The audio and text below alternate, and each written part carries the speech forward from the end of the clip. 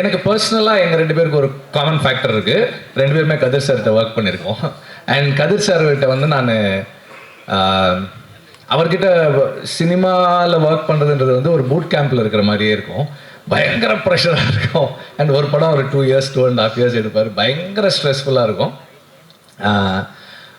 ஒரு braking point வந்துச்சு எனக்கு. நான் ஒரு நாள் என்ன பண்ணேன், அவர்கிட்ட போயிட்டு, சார் நான் வந்து தனியாக படம் பண்ண போகிறேன் சார், என்னால் ஒர்க் பண்ண முடியல. அப்படி கொஞ்ச நேரம் பார்த்துட்டு வெற்றி, சசிக்கு அப்புறம் நீ தான் என்கிட்ட சொல்லிட்டு போகிற, அதனால் நீயும் படம் பண்ணிடுவ, ஆல் தி பெஸ்ட் அப்படின்னாரு.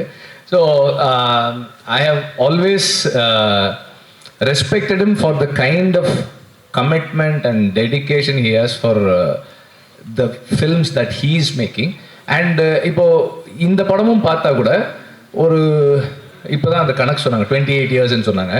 இத்தனை வருஷங்கள் படம் எடுத்த ஒருத்தருடைய ஃபில்ம் மாதிரி தெரியல. ஒரு யங்ஸ்டருடைய பேஷன். புதுசாக இந்த படத்தில் இந்த கண்டென்ட்டை, இந்த ஸ்கிரிப்டை நான் எவ்வளோ என்கேஜிங்காக இன்னைக்கு இருக்கிற மெயின் ஸ்ட்ரீம் ஆடியன்ஸோட கனெக்ட் பண்ணி சொல்ல போறேன்ற அந்த பேஷன் இருந்தது. That is very fascinating for me. And also அவர் வந்து இந்த படத்தில் நார்மலாகவே அவருடைய படங்களில் ஆக்டர்ஸ் நல்லா பெர்ஃபார்ம் பண்ணுவாங்க.